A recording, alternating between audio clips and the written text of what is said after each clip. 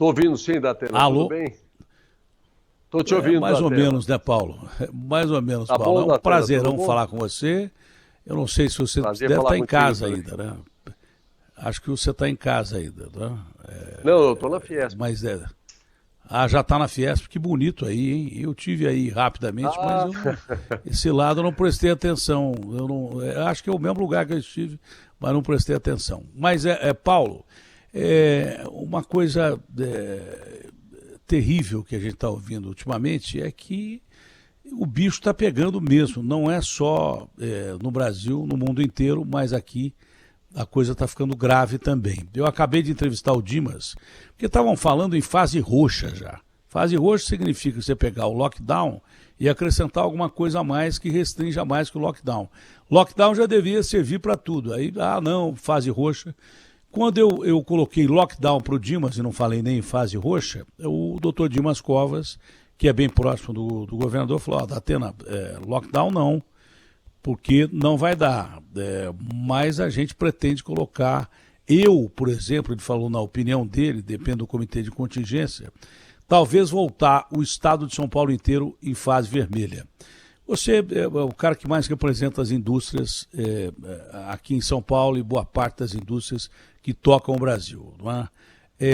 É possível a gente viver com o estado de São Paulo, as indústrias brasileiras, nessa fase que o Dória colocou, na fase vermelha, na primeira fase da primeira onda do coronavírus, ou não é possível hoje, economicamente, isso é inviável?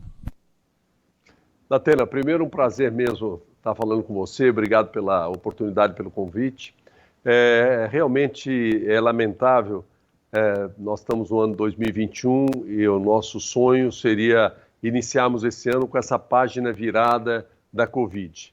Mas a vida não é como a gente quer que seja, é como ela é, e nós estamos tendo que enfrentar uma nova crise, vamos dizer, um agravamento dessa pandemia no Brasil e no mundo, apesar que estamos num momento com um horizonte diferenciado, porque temos vacinas, as vacinas estão aí acontecendo, há uma previsão de produção alta de vacina para os próximos meses, então, sem dúvida nenhuma, a expectativa para daqui a 3 meses, 2, 3 meses, é bem diferente, porque nós vamos ter um bom percentual da população vacinada, principalmente aqueles com maior risco, e também um bom percentual já com anticorpo natural por ter já pego a Covid. Mas a verdade é que nós, para chegarmos daqui a 2 ou 3 meses, temos que passar mais uma vez por uma situação de agravamento. E a prioridade sempre é a saúde das pessoas. Eu diria o seguinte, está comprovado que a maior parte dos contaminados, as pessoas que se contaminam já de um tempo para cá, e o mesmo aconteceu nos Estados Unidos, foi feito pesquisas lá, que a contaminação se dava em encontros nas residências, festas familiares, festas de rua, encontros de rua, pancadões, enfim. O ambiente de trabalho, ele está disciplinado. A respeito, eu vejo aqui pela Fiesp, durante todo esse período eu estive aqui, as indústrias, o comércio, você pode ter exceções, mas como regra, durante o dia de trabalho, a disciplina, a distanciamento, uso de máscara, uso de álcool gel, cuidados, controle de temperatura, controles médicos, qualquer sintoma, a pessoa é afastada do ambiente de trabalho e tal. Então, embora a gente esteja prioritariamente preocupado com a saúde das pessoas, e esse agravamento nos deixa muito preocupados, e principalmente porque aperta o sistema de saúde e é muito ruim alguém precisar um atendimento de saúde e haver alguma limitação do UTI ou de oxigênio e tal, mas realmente, grande problema, não estão no ambiente de trabalho, estão nas festas, estão nas áreas públicas, estão nos encontros sociais e podem ter nos transportes públicos também. Então, o que a gente precisaria era buscar esse equilíbrio, quer dizer, a gente poder ter o trabalho, ter a produção, até porque se houver desabastecimento, a indústria você não pode nem pensar em parar. Imagine você parar a indústria de alimentos, parar a indústria de medicamentos, parar essas indústrias essenciais, embalagem. Aí você tem um desabastecimento, aí você tem um outro mega problema. E também a economia já está ela já foi atingida o ano passado. Então, naturalmente, o país precisa voltar a trabalhar. Então, eu penso que o equilíbrio aí, a responsabilidade, conduziria a, vamos dizer, uma liberdade de trabalhar com o rigor dos cuidados, porque ninguém pega estando afastado de alguém contaminado e usando máscara os dois. Não pega mesmo, não pega no ar, não pega encostando no móvel, como no início se falava. Então, com os devidos cuidados, e o que precisa ter uma disciplina rígida mesmo, é não ter essas festas por aí, essa vida noturna e pancadões que juntam aí milhares de pessoas aí, todo mundo se abraçando, bebendo, fumando, enfim, e violando todos os cuidados, né? Reforçando essa sua tese, há muito tempo atrás, cronologicamente, pouco tempo que hoje a cronologia mudou, mas já há algum tempo atrás, antes das variantes, que são o fator complicador, não tem dúvida, tanto a da África do Sul, como a inglesa, como a brasileira, as variantes são um fator de preocupação, tanto que o Dimas disse que é provável que quem tenha sido infectado com o coronavírus com a variante original seja passível de infecção com essa nova variante, que não está imunizado para essa nova variante. E dizem que a brasileira é a mais virulenta, não se sabe se é a mais letal, mas é a mais virulenta.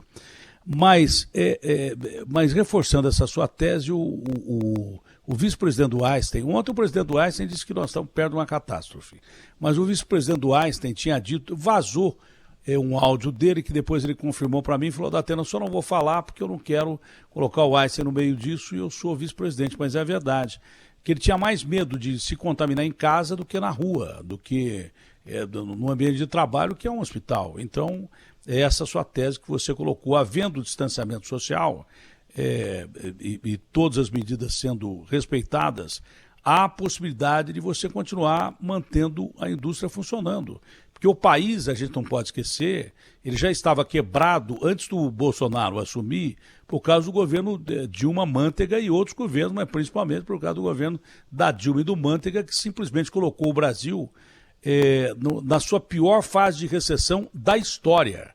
Desde que a caravela chegou aqui, ou as 3 caravelas chegaram aqui, Santa Maria, Pinta e Nina, se eu não estou enganado, né? Desde que as 3 caravelas chegaram aqui, no Monte Pascoal, olha, terra à vista, o pior momento foi depois do governo Dilma Mantega. Foi o pior momento econômico do país. Então a gente já estava quebrado e deu o azar de termos uma pandemia que tem a doença, que é a patologia, que a gente, obviamente, chora os nossos mortos muito mais do que qualquer coisa, mas também gera a perspectiva da fome se você parar totalmente a economia. Há que se ter o equilíbrio. Por exemplo, você que é um candidato natural ao governo de São Paulo, sempre foi, sempre será, possivelmente vai ser agora, não sei se tem vontade ainda não, faz parte agora do Conselho de Segurança Nacional, que é um cargo importante. O presidente ouve muito você, mas há como você manter o transporte coletivo sem estar lotado? Porque parecia uma coisa, um contrassenso, até um cinismo dos governos, tanto faz estadual como municipal, você mandar todo mundo ficar dentro de casa, preso, e o transporte coletivo nunca se manteve com distanciamento social e nem com as pessoas afastadas umas das outras, pelo menos mais do que a gente está, sempre foi lotado. Você fechava tudo na primeira fase e deixava lá, reduzia a frota e enchia os ônibus, metrô e trem. Isso é possível? Você que é um cara que tem visão política, que já foi candidato algumas vezes e que deve ser candidato de novo e seria um ótimo candidato, é possível você manter o transporte coletivo sem lotação? Você falou aí, reduzir a frota, é só não reduzir a frota, porque automaticamente quando você tem uma parte das pessoas estão trabalhando em home office, automaticamente, então a movimentação já é naturalmente menor. Depois, numa situação de agravamento, os cuidados aumentam mais ainda e aumenta essa quantidade de pessoas em home office.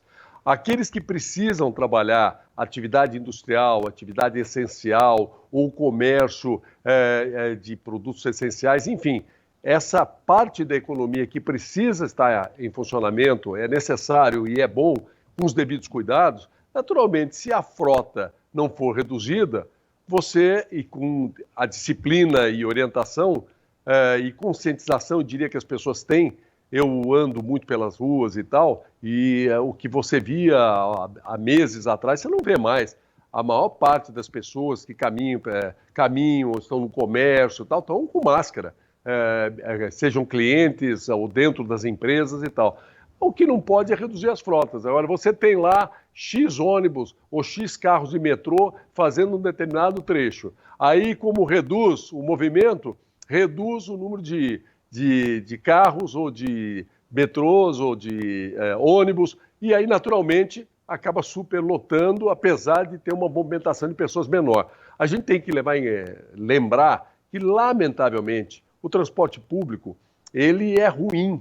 Ele deveria ser bom, mas é ruim. Tem muitas obras paradas, aqueles monotrilhos que você vê, verdadeiros monumentos há 10 anos parados sem terminar. A velocidade da construção do metrô é muito lerda. Então, na realidade, você não tem um bom transporte público. Em condições normais, aqueles horários de pico são muito ruins. No momento que você tem um número menor de pessoas e mantém uma oferta de frota, oferta de transporte boa, e no momento que você organiza os horários para não haver horário de pico, é lógico que é possível sim ter segurança no transporte público. Agora, naturalmente, você não deixar solto a questão dos horários, não se preocupar com essa questão para evitar o horário de pico, reduzir frotas, aí naturalmente você vai ter um aperto e vai pôr em risco a população que pegar um transporte público, mas dá sim para organizar de forma que dê segurança às pessoas.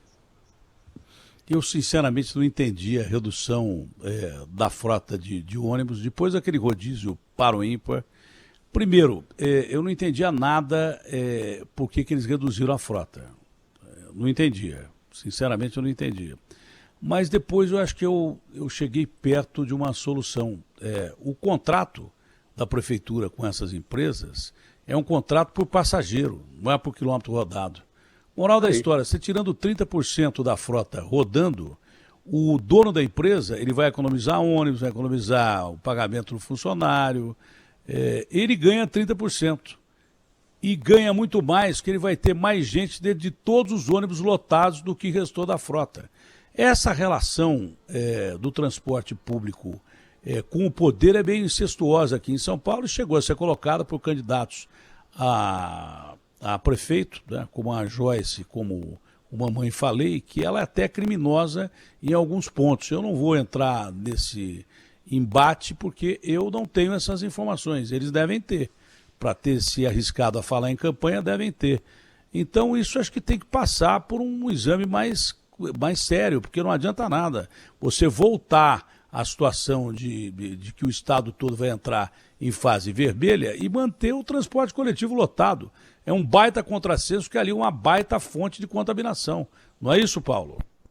Exatamente isso. O que precisa é realmente se preocupar com os horários de trabalho para não haver momentos de pico, minimizar ao máximo momentos de pico, distribuindo melhor os horários, e precisa manter frotas com fartura para dar conforto e segurança às pessoas no transporte público, e as empresas, elas estão com os devidos cuidados.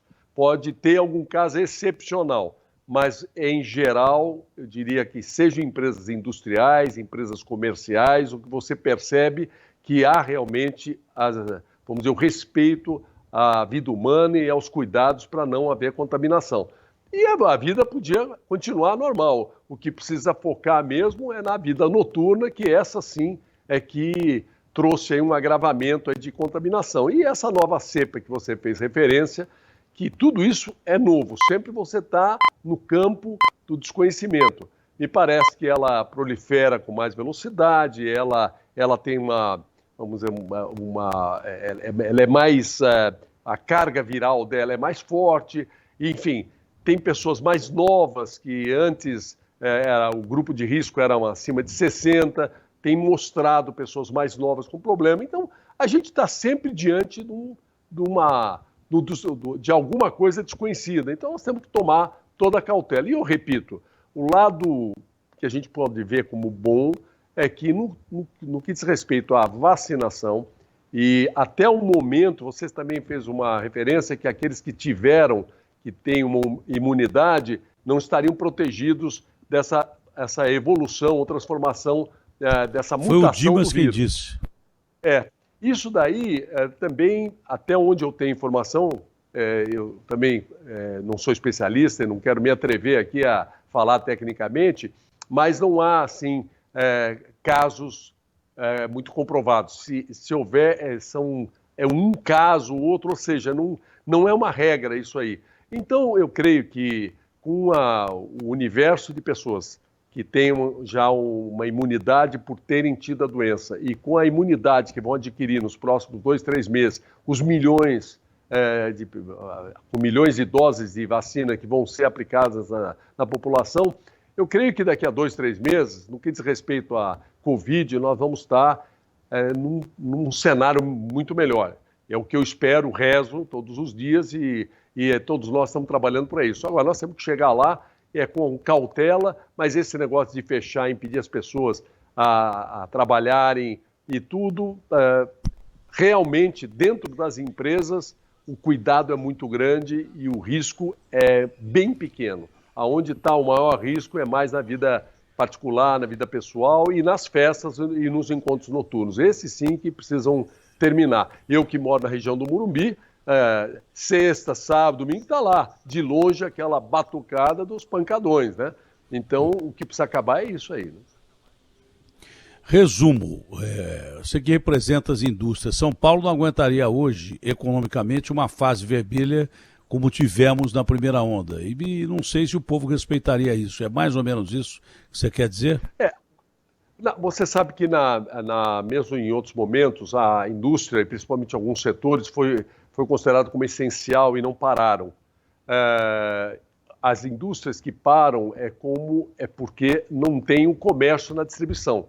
Então, por exemplo, as farmácias, supermercados que mantiveram abertos, a indústria de alimentos, a indústria de remédios tocaram.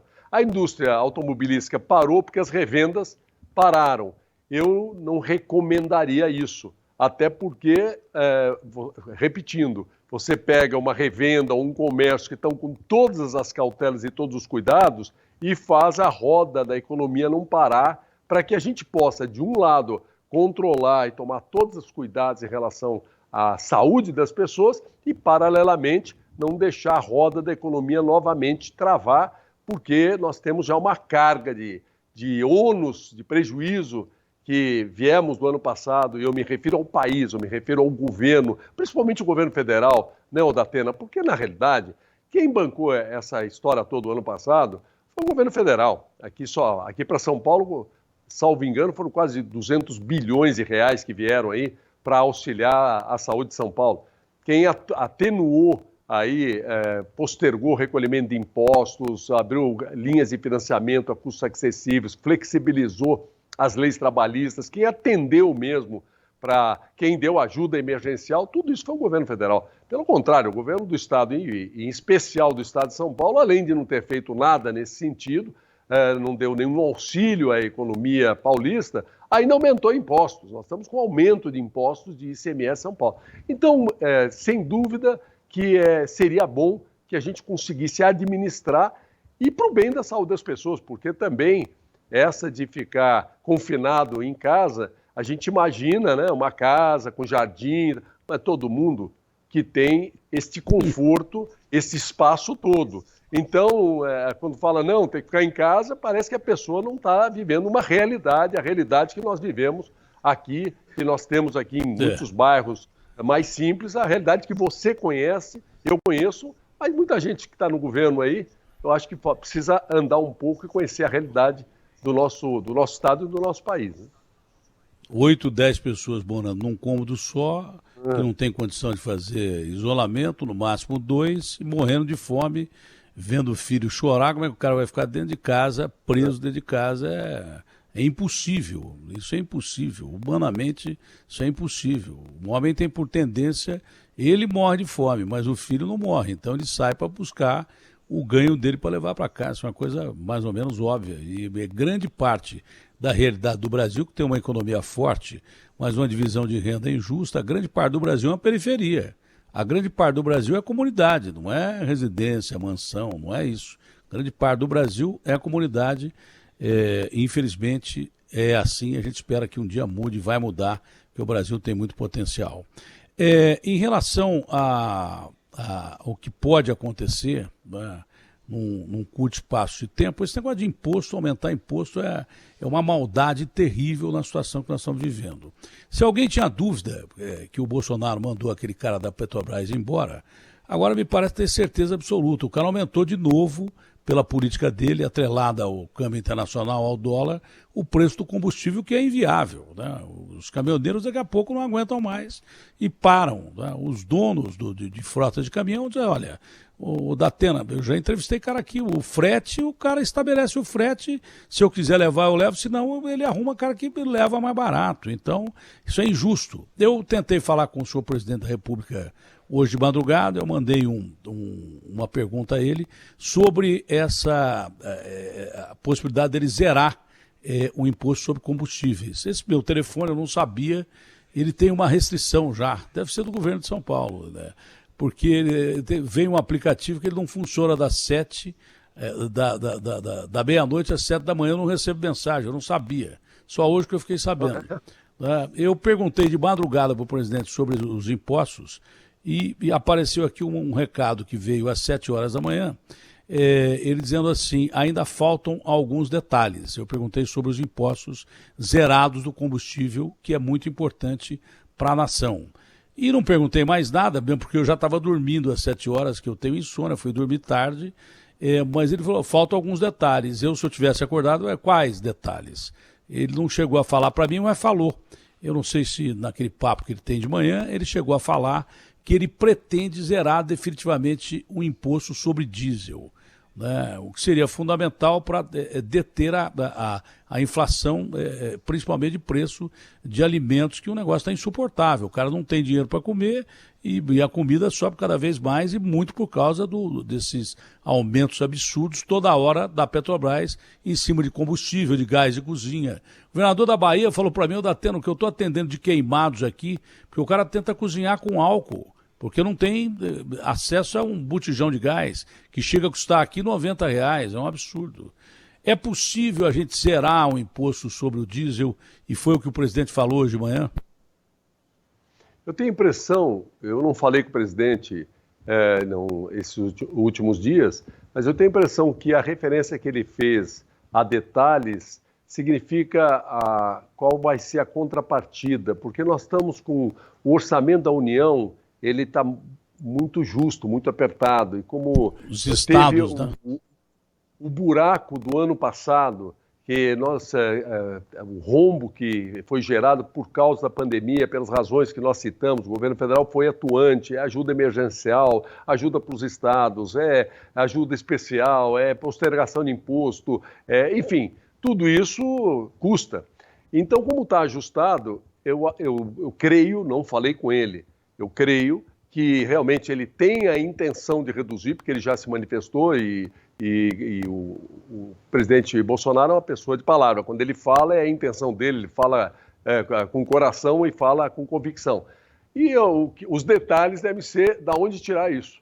O que vai compensar isso, né? Porque para você tirar aqui, reduzir a receita de um lado, você precisa reduzir a despesa de algum outro lado ou aumentar a receita de algum outro lado. Eu acho que os detalhes devem estar morando por aí, entendeu? Ou seja, qual é a receita a mais que possa compensar essa redução do imposto do diesel ou qual a despesa a menos que vai poder compensá-la. Tem que haver uma compensação. Essa responsabilidade que a dona de casa tem, que você tem, que eu tenho, que todos nós temos que ter. O Estado tem que ter. Ou seja, tem que gastar dentro do tamanho dele. Aliás, por essa razão que a reforma administrativa, mudando assim um pouquinho, é tão importante, o ajuste fiscal é tão importante, para realmente reduzir o tamanho do Estado e estas despesas serem realmente menores e, a partir daí, você fazer uma reforma tributária que possa, vamos dizer, fazer com que as pessoas e as empresas tenham um menor custo para pagar seus impostos, para o Estado cobrar, tenha um menor custo, tenha mais agilidade, tenha mais eficiência, mais competitividade para o Brasil e, acima de tudo, o que todo mundo quer, não é aumento de imposto como fez o governo de São Paulo aí, é redução de impostos, mesmo que sejam gradativas. No Brasil se paga muito imposto, o serviço público, você conhece melhor que eu, lamentavelmente é ruim. Né? A gente estava falando do transporte público, você pode falar da segurança, da saúde, da educação, das escolas de São Paulo. São Paulo devia ser um exemplo para o mundo de qualidade em tudo. Né? Lamentavelmente, não é essa a realidade, apesar do esforço das pessoas que trabalham, mas a vontade política em relação a tratar bem as pessoas, a ter como prioridade as pessoas que moram no Estado, não tem sido demonstrado pelo governador ainda. Olha, chegou no fim a entrevista, mesmo porque o programa do Elias já vai começar, mas veio uma pergunta pela pauta, o Garrafa mandou, como não fui eu quem publiquei, eu estou achando até meio estranho isso aqui, foi publicação do Lauro Jardim, no jornal o Globo, sobre que o senhor vai deixar a Fiesp depois de 17 anos da presidência da Fiesp, que é um trabalho árduo e bem desenvolvido, super, hiper bem desenvolvido, mas que o senhor estaria articulando com alguns investidores com o objetivo desses investidores de comprar os Correios que seriam privatizados. Isso é verdade ou não, Paulo? Datena, são coisas diferentes. Realmente, o meu mandato vai até o dia 31 de dezembro desse ano. Depois eu vou concluir, até o final do ano vou ter ficado como presidente da Fiesp, do SESI, do Senai, do Ciesp, enfim, 17 anos. Acima de tudo que aconteceu na história da nossa Fiesp, minha missão aqui está cumprida, os colegas gostariam que fizesse mais um mandato de 4 anos, eu agradeci muito, mas realmente já temos bom, né? Uma chapa única que será meu sucessor na Fiesp a partir do ano que vem. Só tenho que agradecer a Deus, conseguimos construir 1 milhão de metros quadrados de escolas, do SESI, do Senai, áreas de esporte, investimos nas pessoas com qualidade. A Fiesp ficou uma entidade que a população vem na Paulista, na frente do prédio da Fiesp, para protestar em movimentos de pura cidadania. Então, eu estou realizado e meu mandato termina até o final desse ano. Eu sou um empresário e o presidente da Fiesp é um empresário. Eu tenho empresas, tenho atividades e tal. Não tenha dúvida que nessa nova fase de privatizações que o Brasil é importante para a economia brasileira passar, existem, vamos dizer, oportunidades e eu estou ligado nelas, sim. Eu tenho um relacionamento no meio empresarial no Brasil e no exterior bastante grande e dentro desse relacionamento será, vamos dizer, eu estou acompanhando muito de perto esta fase e essas oportunidades que podem surgir com novas privatizações, futuras privatizações. Paulo, já é hora, só sim ou não, já é hora da gente falar disso. Você é candidato ao governo de São Paulo ou não? Datena, cá entre nós aqui, sinceramente, tem muito tempo para eleição e agora a gente precisa sair dessa pandemia. Hoje é mais para sim ou mais para não? Hoje é mais para sim ou mais para não? Eu nem pensar nisso. O pensamento hoje, eu acordo de manhã até dormir, é pandemia, é como a vacinação acelerar, é como a economia se sustentar, gerar emprego. Vai ser candidato. Enfim, família, saúde das pessoas e o ano que vem a gente conversa. O Mitre, que é o maior jornalista político que eu conheço, que morava do lado do Jânio Quadros. O Jânio Quadros saía na varanda da casa dele, assim, que dava para o quintal do Mitre, falava assim, jornalista. O Mitre falou assim, toda vez que você perguntar para um cara se ele vai ser candidato, ele falar que não, é porque ele é candidato. Paulo, um bom dia, fique com Deus, um abraço grande, espero que a sua esposa esteja bem, os filhos também. Saúde, um abraço grande, Paulo. Amém, obrigado, Datena, o mesmo a você e a todos da sua família e a todos que nos acompanharam aqui. Que Deus esteja com todos nós aí.